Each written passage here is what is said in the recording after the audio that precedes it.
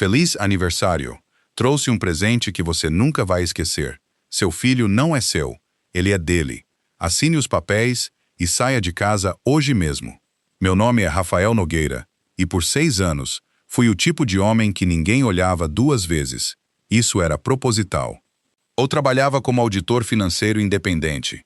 O tipo de profissão que soa importante em jantares até as pessoas perceberem que, na prática, significa passar horas sozinho com planilhas, procurando o único número que não bate.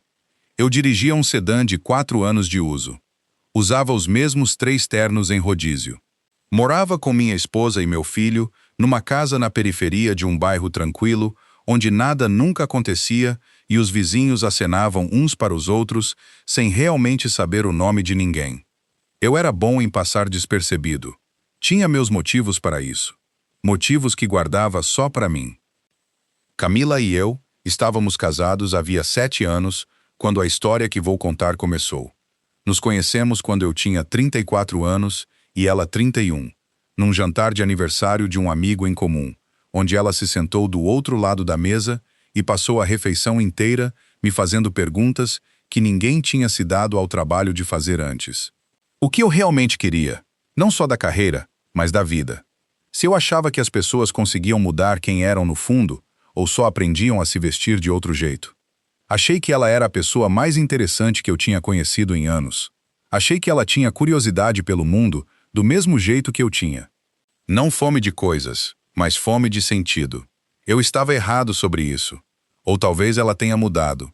Passei muito tempo tentando entender qual das duas coisas era a verdade, e ainda não tenho uma resposta limpa. Theo nasceu 9 meses depois do nosso casamento. Chegou ao mundo alto, pequeno e furioso, como se já estivesse ofendido com tudo. E eu fiquei sentado naquela cadeira de hospital, com ele dormindo no meu peito, sentindo algo mudar permanentemente dentro de mim. É a única forma que conheço de descrever aquilo. Como uma parede desabando que eu nem sabia que existia. Por 6 anos, fui eu quem o levava para a escola todas as manhãs. Aprendi qual rua tinha a tampa de bueiro solta que o assustava e comecei a fazer o caminho mais longo. Sabia quais combinações de lanche ele realmente comia e quais ele trocava com os colegas até às 10 da manhã. Li para ele todas as noites os mesmos 3 livros por 1 ano e meio, depois uma nova fase, depois outra. Recusei 3 propostas de contrato que teriam dobrado minha renda porque exigiam viagens, e eu não queria que Theo crescesse com um pai que estava sempre em outro lugar. Camila via tudo isso e chamava de falta de ambição. No começo não dizia assim. No começo vinha em formas menores. Um comentário sobre as fotos de férias de um colega, uma pergunta sobre se eu já tinha pensado em mudar para uma empresa maior, um silêncio que durava 1 segundo a mais depois que eu mencionava o que tinha ganhado num contrato específico. Mas, com o tempo, o formato ficou mais claro. Ela queria algo diferente da vida que tínhamos construído. Não diferente em pequenas coisas. Diferente naquele sentido fundamental de que a vida inteira estava errada. Ela me comparava a homens que via nas redes sociais, homens com lanchas e carteiras de investimento e esposas que postavam sobre viagens de aniversário para lugares que eu só conhecia de ler a respeito. Ela não dizia que eu era um fracasso, dizia que eu não tinha garra, o que no vocabulário dela significava a mesma coisa. Dizia que esperava mais de mim a essa altura. Perguntei o que mais significava, e ela respondeu: eu já deveria saber. Fui criado numa família rica. Meu pai era Osvaldo Nogueira, fundador da Estrela do Sul Capital, uma gestora de investimentos que tinha crescido ao longo de 22 anos até virar algo que não cabia direito em nenhuma categoria única. Imóveis, infraestrutura, serviços financeiros, uma dúzia de outras coisas. Quando eu tinha 27 anos, a empresa já era avaliada em números que eu tinha parado de repetir em voz alta porque não pareciam reais. Meu pai e eu discordávamos sobre quase tudo. Como a empresa devia crescer, o que ela devia aos funcionários, se sucesso era um número ou outra coisa. Aos 25 anos eu saí. Não exatamente com raiva, mas do jeito que 2 pessoas que se amam mas não conseguem morar na mesma casa acabam, num certo momento, parando na porta e decidindo não brigar mais sobre isso. Ele entendeu. Essa foi a parte que eu não esperava. Ele deixou uma condição no testamento, Uma que eu só fiquei sabendo anos depois, quando Fernanda Alencar, a advogada da família havia décadas, me ligou para explicar. O patrimônio passaria para mim integralmente no meu 44º aniversário, mas só se eu tivesse passado os anos anteriores construindo uma vida de forma independente. Sem acesso às contas da família, sem usar o sobrenome Nogueira para desenvolver negócios, sem rede de segurança. Ele queria ter certeza de que eu sobreviveria sem aquilo. Acho que também queria me dar tempo para descobrir quem eu era quando o dinheiro não fazia parte da resposta. Não contei nada disso a Camila quando nos conhecemos. Na época em que cogitei contar, as coisas entre nós já tinham começado a esfriar, e eu não queria que a informação mudasse a temperatura do ambiente na direção errada. Ela achava que tinha se casado com um homem de perspectivas comuns. Estava construindo um caso de que tinha cometido um erro. Bruno Salgado apareceu nas nossas vidas cerca de 1 ano antes de tudo desmoronar, embora eu só fosse descobrir que ele já estava na nossa vida muito mais tarde. Ele surgiu através de uma conhecida em comum, alguém da academia da Camila. Acho que ele se dizia consultor imobiliário, do tipo que usa relógio caro e sabe fazer uma sala inteira sentir que ele está fazendo um favor só de estar ali. Camila mencionou ele 1 ou 2 vezes de passagem. Eu não dei muita importância. Estava prestando atenção nas coisas erradas. O que eu não sabia, o que eu não tinha como saber, era que Bruno carregava uma dívida capaz de fazer a maioria das pessoas deixar o país. Negócios que desmoronaram, fundos de clientes desviados, um modelo de vida inteiro construído na esperança de que a próxima comissão cobriria a última mentira. Ele precisava de uma saída e estava disposto a procurá-la na casa de outra pessoa. Encontrou Camila num momento em que ela já estava convencida de que merecia algo melhor do que tinha. Fosse lá o que ele tenha oferecido, ela quis acreditar, e então acreditou. Na manhã do meu 44º aniversário, acordei às 6h20 por hábito e fiz café antes de me lembrar que dia era. Camila vinha planejando alguma coisa. Estava vaga sobre os detalhes. Disse que queria que fosse surpresa, o que era incomum o bastante para eu reparar, mas não incomum a ponto de me preocupar. Tinha convidado gente. Eu a via ao telefone várias vezes na semana anterior, mais animada do que estava, havia meses. Presume que fosse um jantar de aniversário. Disse a mim mesmo para ser grato pelo esforço dela. Passei a manhã trabalhando num relatório para um cliente, fiz um almoço tardio e fui à loja de ferragens sem motivo específico, do jeito que eu costumava fazer quando precisava pensar sem pensar. Cheguei em casa por volta das 16 horas. Troquei de camisa e fiquei sentado com Theo por 30 minutos enquanto ele me mostrava algo no tablet, um vídeo sobre correntes marinhas, pelo qual tinha ficado genuinamente fascinado, fazendo perguntas que eu mal conseguia responder. Disse que pesquisaríamos juntos depois. Ele disse tudo bem e foi arrumar a mesa como Camila tinha pedido. Os convidados começaram a chegar às 18 horas. Às 18h40, a casa estava cheia. Vizinhos, alguns colegas meus, mais amigos da Camila do que meus. Ela circulava pela sala com facilidade, rindo nos momentos certos, enchendo taças antes que alguém pedisse. Fiquei perto da porta da cozinha observando e senti aquela dorzinha familiar de perceber que eu não conhecia aquela mulher tão bem quanto pensava e que ela não se importava muito com isso. Às 19h20 meu celular tocou. Fui até o corredor atender. Rafael. Era Fernanda Alencar. Não falava com ela havia mais de 1 ano. Sei que o momento é estranho, mas a ativação do fundo acabou de sair. A confirmação final chegou a 1 hora. Tudo passa para você a partir de hoje. Tudo. Ela fez uma pausa. Preciso da sua assinatura nos documentos de transferência dentro de 60 horas. Fiquei parado no corredor da minha própria casa, ouvindo Fernanda dizer que eu era agora acionista majoritário de uma empresa de 15,6 bilhões de reais, e não senti nada do que esperava sentir. Nenhum ímpeto de nada. Só um silêncio esquisito e imóvel, como aquele instante depois de um barulho muito alto, quando o ambiente ainda não decidiu o que fazer. Disse a ela que retornaria a ligação. Guardei o celular no bolso. Voltei para a sala. Camila estava no centro dela, segurando o bolo de aniversário com as velas acesas. 44 velas. Colocou o bolo na mesa na minha frente e sorriu. não o sorriso com que eu tinha me casado. Feliz aniversário, Rafael. Trouxe um presente que você nunca vai esquecer. A porta do quarto se abriu. Tentei, desde então, identificar o momento exato em que entendi o que estava vendo. Acho que foi o jeito como Bruno se movia. Não hesitante, não constrangido, mas deliberado, como um homem que tinha ensaiado aquilo. Atravessou a sala, colocou o braço na cintura de Camila e ficou ali parado, enquanto umas 22 pessoas tentavam descobrir que expressão fazer. Camila pegou uma pasta na mesinha lateral e a colocou na minha frente. Papéis de divórcio. Theo não é seu, ela disse. Ele é do Bruno. Sempre foi do Bruno. A voz dela estava firme. O que quer que ela tivesse ensaiado para aquele momento incluía garantir que a voz não tremesse. Assine hoje.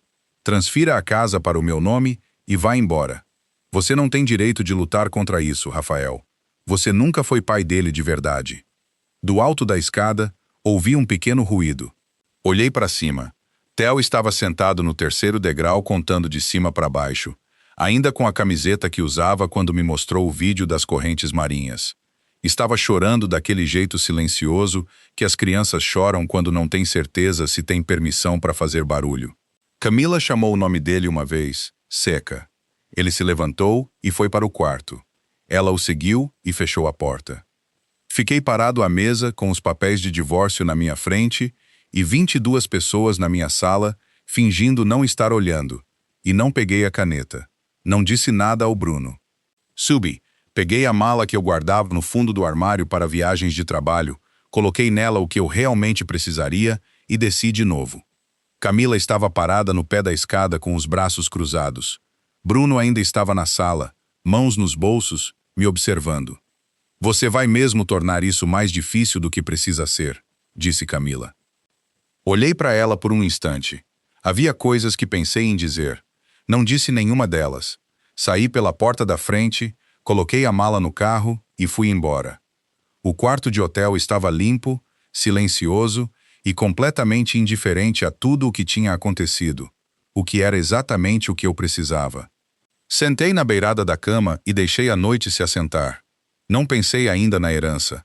Pensei em Theo no alto da escada, no jeito que ele chorava sem fazer som, como se já tivesse aprendido que fazer som não ajudava em nada. 6 anos de histórias antes de dormir, de idas à escola, de tardes de fim de semana. E a expressão no rosto dele naquele instante não era raiva nem traição, era confusão. Ele não entendia o que tinha acontecido. Só sabia que algo tinha se quebrado e ninguém estava explicando o quê. Essa foi a coisa que Camila fez que eu não consegui perdoar. Não a traição, não os papéis de divórcio, nem mesmo a mentira sobre o exame de paternidade, embora eu já estivesse bastante certo de que era isso mesmo. Ela tinha deixado nosso filho sentado no alto daquela escada, vendo a vida dele desmoronar, sem que uma única pessoa naquela sala pensasse em ir até ele. Não liguei para ninguém aquela noite. Deitei na cama do hotel, ainda de paletó, e me forcei a repassar tudo devagar e em ordem, não com raiva, mas com o mesmo método que eu usava quando um conjunto de registros financeiros não fechava. Descobrir o que de fato se sabia. Separar isso do que era apenas suposição. Identificar o que precisava ser verificado antes de qualquer decisão. Quando terminei esse processo, já passava da meia-noite. Sabia o que ia fazer, sabia o que não ia fazer, e sabia quem precisava ligar de manhã. No dia seguinte, Camila enviou a proposta de acordo. Fernanda já tinha visto, carimbada às 7h42. Ela apontou, horas antes mesmo de a festa começar. Camila concordaria em não fazer mais declarações públicas sobre a paternidade de Theo se eu assinasse a renúncia dos meus direitos parentais e transferisse a casa. Sem compensação financeira, sem negociação. Fernanda explicou de forma direta, se a alegação de paternidade era uma tática, e ela acreditava que era, todo o propósito dela era me fazer ceder a guarda voluntariamente antes que qualquer processo legal forçasse um exame apropriado. Se eu assinasse, renunciaria a direitos difíceis de recuperar, independentemente do que um exame de DNA mostrasse depois. Disse a ela que não ia assinar nada. Pedi um exame de DNA formal pelos canais legais corretos, recusei o acordo e disse a Fernanda que, Seja qual fosse o resultado do exame, eu não ia abandonar o Theo. Não por um documento, não por uma casa, não pela versão de paz que exigia que eu desaparecesse da vida do meu filho, como se os últimos 6 anos nunca tivessem acontecido. Camila esperava que eu fosse o tipo de homem que cede sob pressão. Ela tinha prestado atenção na versão errada de mim. A campanha de Camila começou em 2 frentes simultâneas, o que me disse que ela vinha planejando havia mais tempo do que eu queria admitir. No lado público, ela era a mulher traída. A história que contava aos vizinhos, aos amigos, a quem quisesse ouvir, era que eu tinha sido frio e controlador por anos, que nunca tinha me apegado de verdade a Theo e só mantinha a aparência disso para continuar tendo acesso aos nossos bens conjuntos. Disse que eu tinha ficado ameaçador depois que ela pediu espaço. Disse que tinha tido medo de falar sobre isso antes. Contava tudo aquilo com o tom particular de quem já ensaiou ser acreditada, e a maioria das pessoas acreditou nela porque a maioria das pessoas só ouve um lado e presume que quem está na sua frente está sendo honesto. No lado jurídico, Bruno tinha contratado um advogado especializado em disputas familiares de alto conflito, do tipo que protocola petições como quem manda mensagem, rápido e constante, projetado para esgotar quem está do outro lado. Em até 8 dias após a festa, Camila já tinha solicitado uma medida protetiva temporária, alegando intimidação emocional após a descoberta da minha suposta infidelidade. O pedido era preciso demais para não ter sido redigido com orientação. Bruno tinha instruído a linguagem dela. O cálculo deles era simples. Achavam que eu era um homem de recursos comuns. Uma briga judicial prolongada drenaria minhas finanças antes que qualquer tribunal chegasse a uma decisão substantiva, e eu acabaria aceitando os termos só para fazer aquilo parar. Era um cálculo razoável, baseado em tudo o que achavam saber sobre mim. Fernanda me aconselhou a não dizer nada publicamente e não fazer nada que pudesse ser descrito como agressivo. No momento em que você usa dinheiro para empurrar as coisas, ela disse, ela ganha uma narrativa. Deixe o processo funcionar. Concordei, não porque eu fosse naturalmente paciente. Não era, não sobre isso, mas porque entendia a lógica. Qualquer demonstração visível de força, antes do resultado do DNA, daria a Camila exatamente a narrativa de que ela precisava. Então esperei. O que Camila não previu totalmente foi o quanto eu entendia de sistemas de informação. Eu tinha passado 11 anos encontrando o número que não batia, a transação que estava no ângulo errado, o documento alterado o suficiente para escapar de uma leitura casual. Ainda não estava usando essa habilidade oficialmente, mas prestava atenção do jeito que auditores sempre prestam atenção, ou seja, constantemente e sem anunciar. Enquanto isso, ela cortava meu acesso a Theo.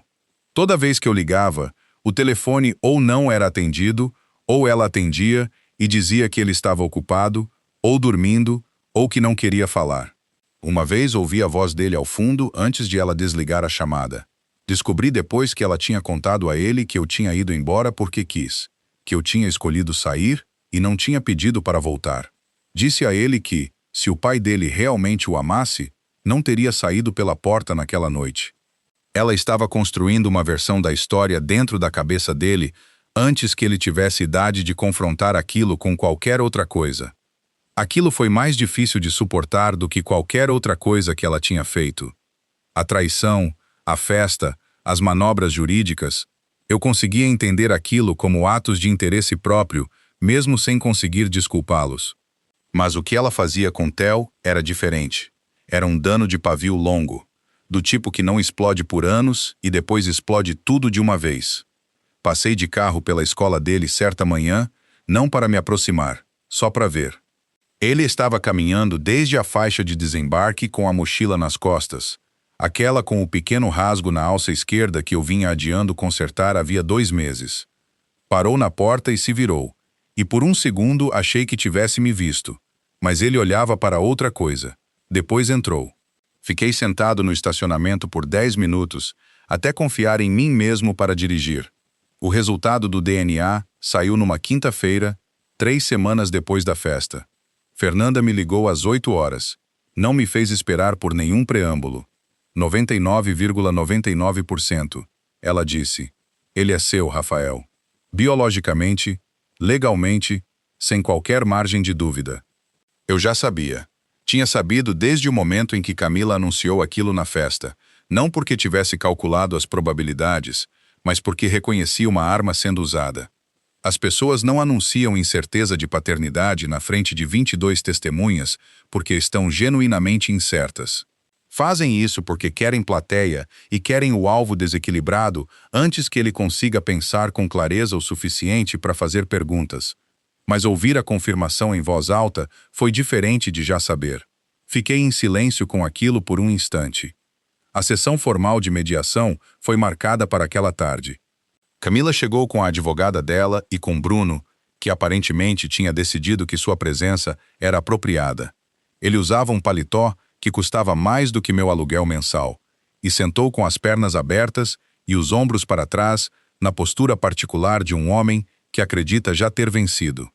Fernanda colocou o resultado do DNA sobre a mesa. A advogada de Camila leu. Camila leu depois.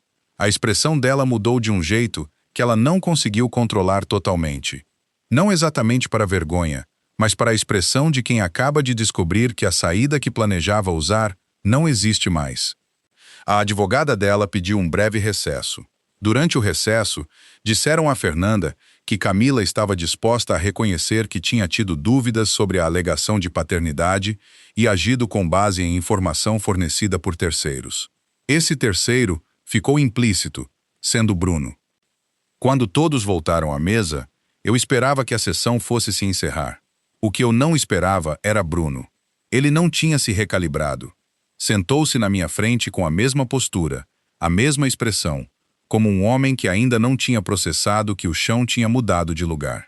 Olhou para o meu paletó comum e a ausência de um relógio de luxo e tudo mais que ele usava para classificar as pessoas num relance e decidiu que eu ainda era a versão de mim que ele vinha manipulando o tempo todo. "Olha", ele disse, se inclinando para a frente como se estivesse me fazendo um favor. "Isso não precisa ficar mais complicado do que já está. A gente pode te passar um cheque. Um valor razoável, o suficiente para você recomeçar em outro lugar, e você sai limpo. Todo mundo segue em frente." Fernanda abriu a pasta que segurava desde o início da sessão. Colocou o certificado de propriedade da Estrela do Sul Capital na mesa, na frente dele. Disse, no mesmo tom que usava para tudo: "Rafael Nogueira é herdeiro único e proprietário controlador da Estrela do Sul Capital, com ativos totais atualmente avaliados em mais de 15,6 bilhões de reais." A sala fez algo que eu nunca tinha visto uma sala fazer antes. Não ficou barulhenta.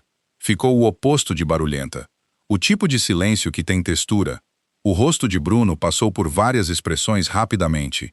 A última que se fixou foi reconhecimento. O reconhecimento específico e enjoativo de um homem que acabou de entender que a empresa dona do seu maior empréstimo pendente é controlada pela mesma pessoa a quem ele acabara de oferecer um cheque para assumir. Camila se virou para me olhar, não com raiva, não com vergonha, mas com a expressão de quem acabou de assistir a um cálculo enorme desmoronar em tempo real. Depois os olhos dela se encheram, e ela disse meu nome numa voz que eu não ouvia dela havia anos. Disse que ainda me amava. Disse que tinha sido um momento de fraqueza e que tinha sido manipulada por alguém que agora enxergava claramente. Disse que, se eu conseguisse encontrar alguma parte de mim que entendesse como essas coisas aconteciam, como uma pessoa podia estar solitária e assustada e tomar decisões das quais se arrependia, ela estava pedindo para eu deixá-la explicar. Disse que queria voltar para casa. Assisti a tudo aquilo. Pensei na manhã em que ela tinha carimbado aquela proposta de acordo às 7h42, horas antes da festa, antes das velas e das 22 testemunhas e do meu filho no alto da escada. Ela não tinha estado solitária, assustada e impulsiva. Tinha sido organizada. "Estou ouvindo", eu disse. E não disse mais nada. Camila retirou o pedido de divórcio em 48 horas. Quando não respondi às tentativas dela de reconciliação, ela protocolou de novo, dessa vez com um pedido de divisão de bens conjugais, alegando que a Estrela do Sul Capital tinha sido construída durante o casamento usando recursos compartilhados e devia ser tratada como propriedade conjunta. Fernanda passou uma semana montando a trilha documental que mostrava exatamente quando o fundo tinha sido ativado, exatamente quais eram minhas fontes de renda durante o casamento e exatamente por que não havia base legal para o pedido. Bruno, enquanto isso, fazia algo que eu ainda não sabia. Tinha acesso a um consultor de perícia digital, alguém que ele já tinha usado antes em outros negócios para fins que também não tinham sido legais na época. Esse consultor o ajudou a fabricar uma série de e-mails internos com aparência de comunicações da Estrela do Sul Capital, sugerindo que eu tinha direcionado recursos da empresa para influenciar minha disputa de guarda. Também pegou uma gravação antiga, uma discussão que Camila e eu tivemos sobre finanças cerca de 3 anos antes, e a editou, cortou e remontou até que parecesse que eu estava ameaçando ela e insinuando que tinha manipulado o processo do exame de DNA. Enviou os 2 materiais a 3 membros do Conselho da Estrela do Sul, anonimamente, por uma cadeia de e-mails roteada para parecer uma denúncia de fonte anônima. O Conselho votou por restringir temporariamente minha autoridade executiva enquanto uma investigação interna era conduzida, uma medida de precaução interna que suspendeu meu acesso às contas operacionais da empresa até a conclusão da própria revisão deles. 4 votos, na verdade, 3 votos a favor. Fui notificado por carta, em linguagem corporativa cuidadosa que significava, em termos simples, achamos que provavelmente você é inocente e não podemos ignorar isso. Então Camila providenciou para que Theo fosse fotografado do lado de fora do fórum no dia de uma audiência preliminar. Ficou ao lado dele com a mão no ombro dele e a imagem circulou, pega por 2 portais de notícias locais, contando uma história sem precisar de legenda. Mãe solo, filho pequeno. A sugestão de um homem poderoso usando recursos para intimidá-los até o silêncio. Pessoas que nunca tinham nos conhecido viram a imagem e acharam que entendiam tudo. E eu poderia ter corrigido o registro. Tinha a informação para isso. Mas o rosto de Theo estava naquelas fotos. O que quer que eu divulgasse para corrigir minha própria história, ficaria grudado nele para sempre. 6 anos de idade, crescendo com uma versão dos piores momentos dos pais indexada e pesquisável pelo resto da vida. Não disse nada. A consequência foi que as pessoas presumiram que eu tinha algo a esconder. Então Bruno foi além. Pegou os documentos fabricados e protocolou uma denúncia formal junto ao órgão regulador estadual, me acusando oficialmente de fraude financeira e uso indevido criminoso de ativos corporativos. Era uma ação completamente diferente e muito mais séria do que a revisão interna do Conselho, que tinha restringido meu acesso como medida cautelar interna. A denúncia regulatória era uma alegação criminal que disparava um processo que nem eu, nem a Estrela do Sul, podíamos simplesmente pausar. Minhas contas executivas foram totalmente congeladas pelo órgão regulador em até 18 horas, separado das restrições do Conselho e se somando a elas. O Conselho, agora lidando tanto com uma investigação interna quanto com uma apuração estadual, votou por suspender meu cargo por completo, até a resolução de ambas. O Tribunal de Família, diante da gravação editada como prova de comportamento ameaçador, emitiu uma ordem suspendendo temporariamente meu direito de visita, com efeito imediato. Fiquei sabendo da ordem de visitação naquela mesma tarde. Fui até o fórum sem pensar direito por quê. E estava parado no corredor do lado de fora de uma das salas de audiência quando Camila apareceu virando a esquina com Theo. Ele usava a jaqueta azul, aquela que eu tinha comprado no início do ano letivo, porque ele tinha apontado para ela na vitrine sem realmente pedir.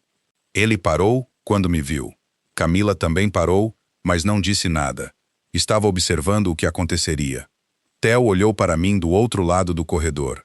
Ele não correu na minha direção. Isso foi a primeira coisa que notei. Ele tinha 6 anos e sempre corria para tudo. Sempre.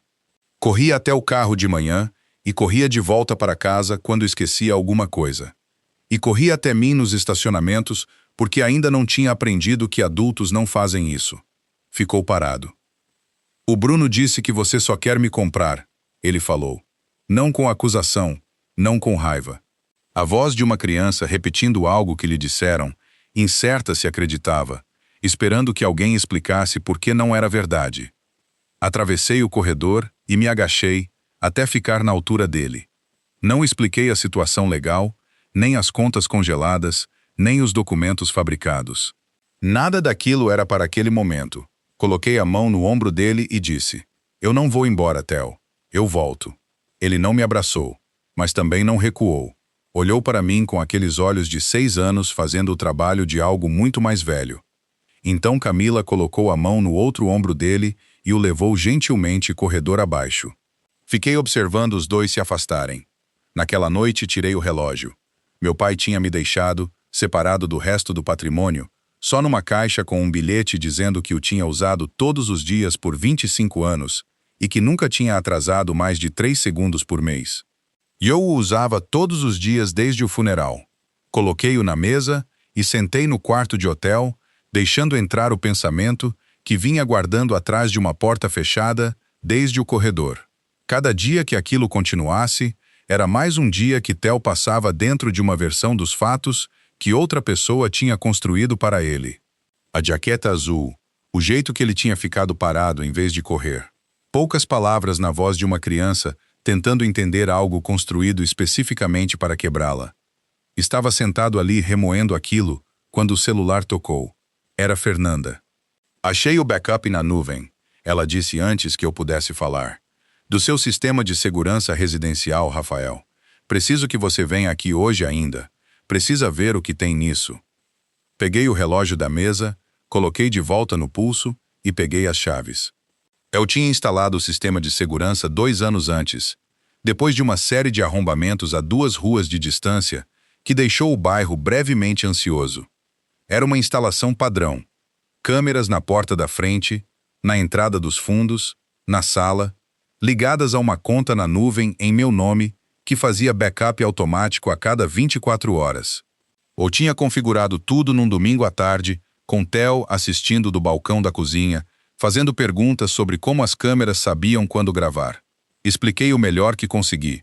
Depois, esqueci completamente aquilo, do jeito que a gente esquece qualquer coisa que funciona quieta e não pede atenção. Camila tinha trocado as fechaduras depois que eu saí. Não tinha alterado a conta na nuvem porque não sabia que ela existia.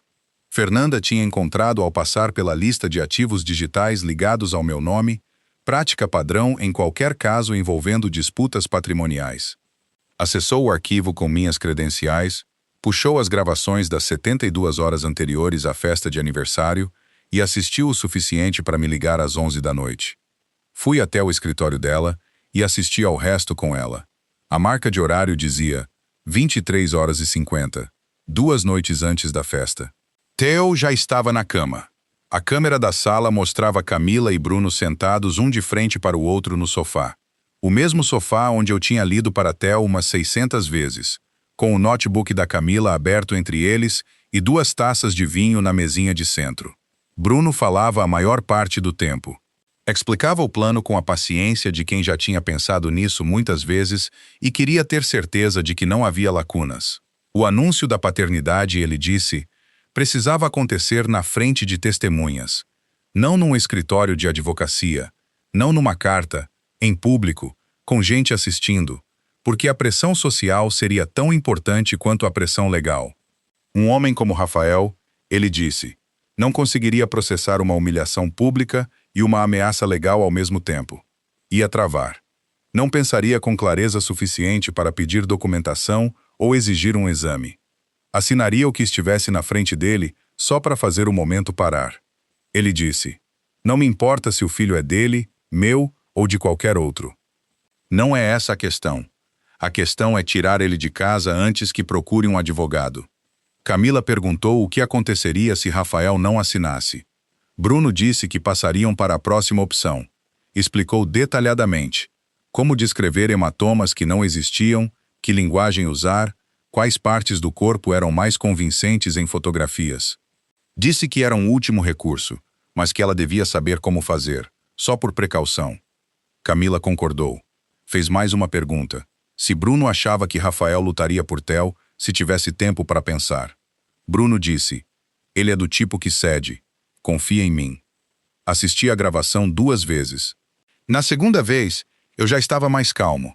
A trilha financeira me levou 3 dias para reconstruir. trabalhando do meu quarto de hotel com o mesmo método que eu usava em toda a auditoria.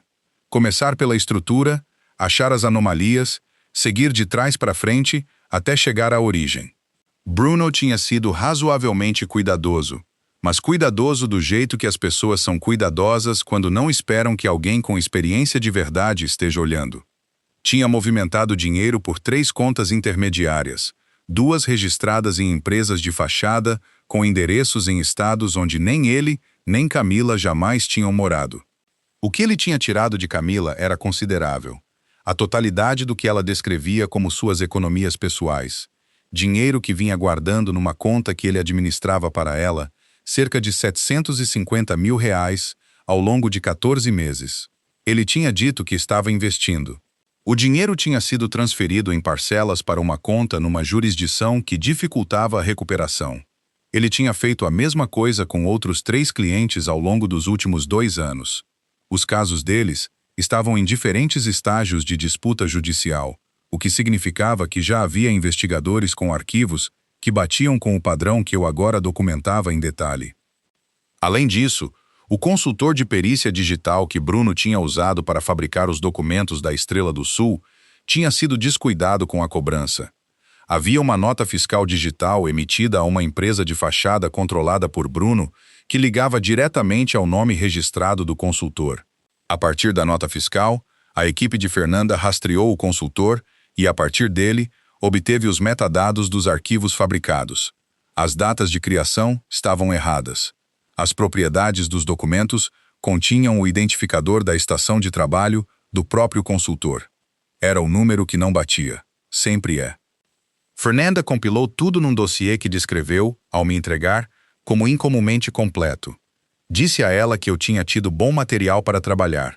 Ela perguntou o que eu queria fazer com o papel da Camila na conversa de planejamento gravada, o acordo com o anúncio público, a disposição de recorrer à opção de reserva.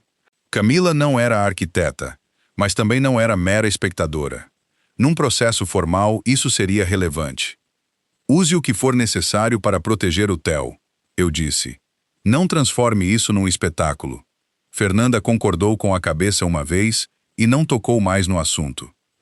2 dias antes da audiência, Camila veio me procurar. Não avisou antes.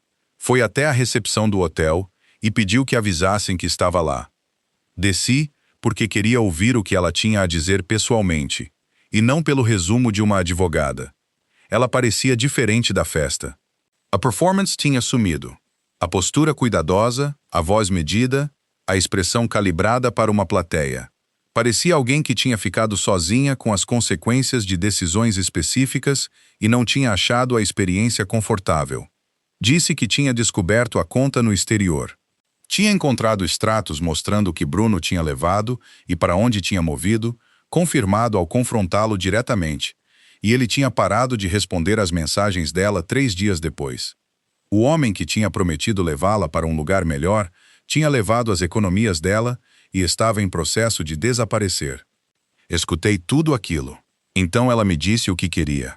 Cooperaria integralmente. Retiraria o pedido de medida protetiva, retiraria todas as petições, daria um depoimento juramentado sobre o papel de Bruno na fabricação dos documentos. Em troca, queria minha ajuda para recuperar o dinheiro e queria que o papel dela no plano original ficasse fora do registro público. Sei que não mereço pedir nada, ela disse. Estou pedindo mesmo assim.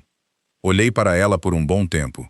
Pensei no que custaria a TEL se eu dissesse sim, não financeiramente, mas na contabilidade mais importante, aquela que registra o que as crianças aprendem observando o que os adultos fazem com as coisas que quebram. Vou garantir que o TEL nunca falte nada, eu disse. Isso significa que você vai ter um lugar estável para morar e ele nunca vai ver você passar dificuldade de um jeito que machuque ele. Mas eu não vou quitar sua dívida e não vou tirar o seu papel do registro. O tribunal decide o que é relevante. Ela olhou para mim como se fosse dizer mais alguma coisa. Depois não disse. Subi de volta para o quarto. A audiência durou quase o dia inteiro. Fernanda apresentou primeiro as gravações de segurança, a marca de horário, os participantes, o conteúdo completo do que foi dito. O advogado de Bruno protestou 3 vezes por questões técnicas. As 3 objeções foram negadas. As gravações foram admitidas na íntegra. O especialista em perícia digital contratado por Fernanda apresentou uma análise comparativa dos documentos fabricados da Estrela do Sul e seus equivalentes autênticos, mostrando os metadados de criação, as inconsistências de formatação e o identificador da estação de trabalho que ligava os arquivos ao consultor de Bruno. A gravação de áudio editada, usada para obter a suspensão temporária da visitação, foi tocada na forma original e depois na versão modificada. As diferenças eram específicas e audíveis, e o especialista percorreu cada ponto de corte metodicamente, sem drama, do jeito de quem já fez isso antes e entende que clareza convence mais do que teatro. A auditoria independente confirmou que nenhum ativo da Estrela do Sul Capital tinha sido direcionado a qualquer assunto pessoal durante o período analisado. O histórico dos outros casos de fraude financeira envolvendo Bruno foi apresentado como contexto para o padrão de comportamento que o tribunal estava avaliando. Bruno foi detido no corredor do lado de fora do tribunal, aproximadamente 9 minutos depois de a audiência terminar. As acusações eram falsificação, fraude financeira, obstrução da justiça e conspiração criminosa. O advogado dele, que não tinha sido informado da real extensão do que o cliente havia feito, não disse nada enquanto o processo se desenrolava. O Conselho da Estrela do Sul se reuniu naquela noite e votou por unanimidade restaurar minha autoridade executiva.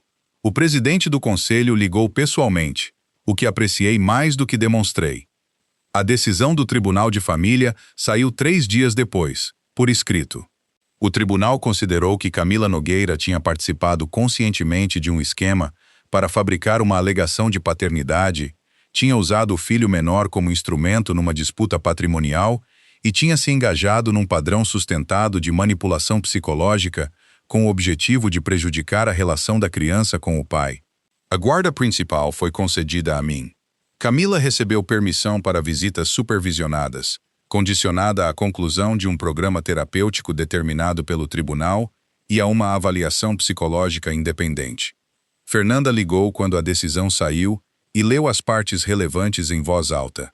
Quando terminou, disse: "Você fez isso do jeito certo, Rafael." Eu disse: "Eu não tive escolha." Ela disse: "Todo mundo tem escolha. Você fez a certa." Camila me ligou na semana seguinte à decisão. Tinha feito as contas da dívida que Bruno deixou, somado aos honorários advocatícios, e chegado a um número que não era administrável sozinha. Perguntou se eu cobriria. Disse a ela o mesmo que tinha dito na recepção do hotel. Theo não ia faltar de nada, e essa proteção se estendia à estabilidade da relação dele com a mãe. Providenciei o essencial: moradia, plano de saúde, as coisas que uma criança precisa ver intactas na vida de um dos pais. A dívida em si, deixei quieta. Há consequências que o dinheiro consegue apagar e consequências que não deveria.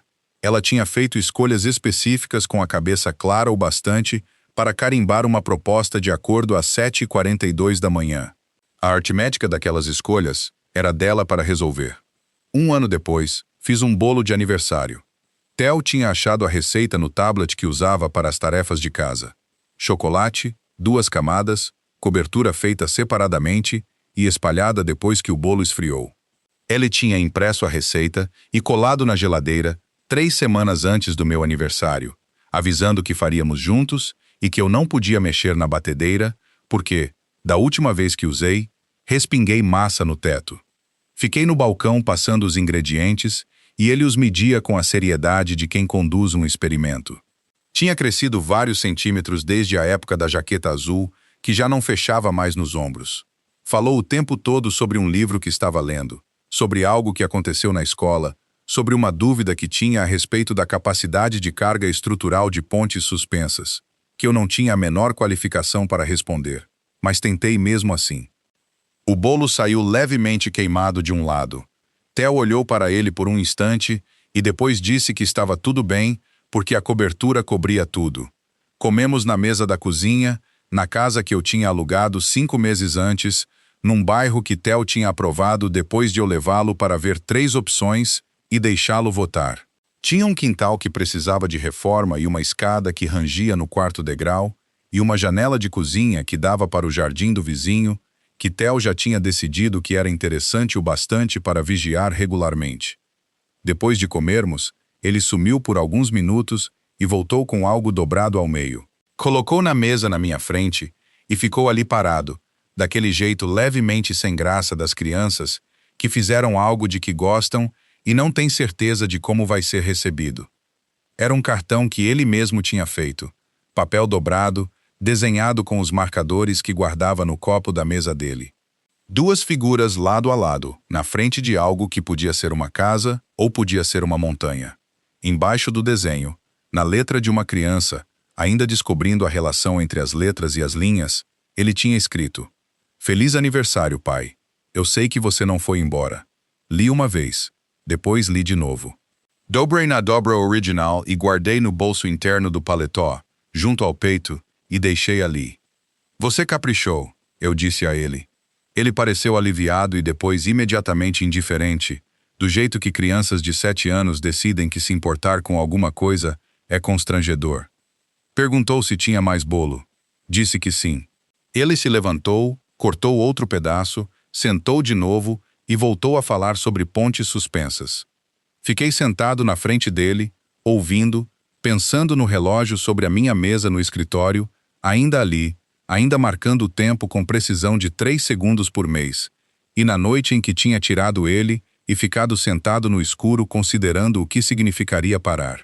Pensei no corredor do lado de fora do tribunal, na jaqueta azul e nas poucas palavras ditas na voz de uma criança tentando entender algo construído especificamente para quebrá-la. 1 ano depois da decisão, criei um fundo de assistência jurídica através da Fundação Estrela do Sul Capital, um recurso para pais falsamente acusados ou sistematicamente afastados dos filhos em disputas de guarda contestadas. Pessoas sem uma Fernanda Alencar, sem um backup na nuvem, sem 11 anos de experiência lendo documentos financeiros. Pessoas para quem as mesmas táticas funcionam, porque não há ninguém posicionado para impedi-las. Funciona discretamente. Isso foi proposital. Eu sei ser discreto quando importa. Não tinha 15,6 bilhões de reais e um bolo de aniversário levemente queimado e um filho explicando, com grande autoridade e mínima precisão, como os cabos distribuem o peso ao longo de um vão de ponte. Não tinha uma palavra para o que aquilo tudo somava, mas sabia qual eu ia guardar. Se essa história ficou com você, provavelmente é porque, no fundo, você já sabe que força de verdade não é sobre a força do seu contra-ataque. É sobre o que você protege enquanto todo mundo espera que você perca a cabeça. As pessoas que tentaram tirar tudo de Rafael não fracassaram porque ele era mais rico do que elas. Fracassaram porque ele era mais claro. Ele sabia o que realmente importava e nunca soltou aquilo. Se você quer mais histórias assim, sobre gente que segura a linha mesmo quando isso custa alguma coisa, inscreva-se no meu canal e volte para a próxima. Eu vou estar aqui.